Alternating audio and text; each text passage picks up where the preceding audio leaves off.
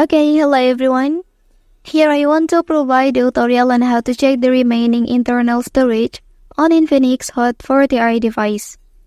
Well, knowing how to check the remaining internal storage is important for managing your device storage effectively.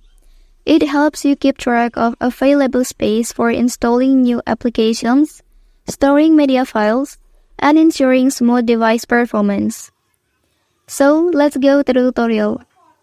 Okay, firstly, enter to the settings menu on your device.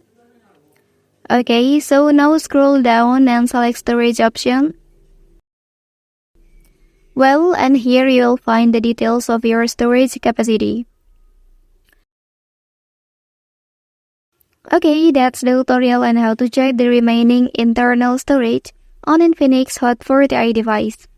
If you are helped by this video, don't forget to like and subscribe to get other information from this channel. Thank you.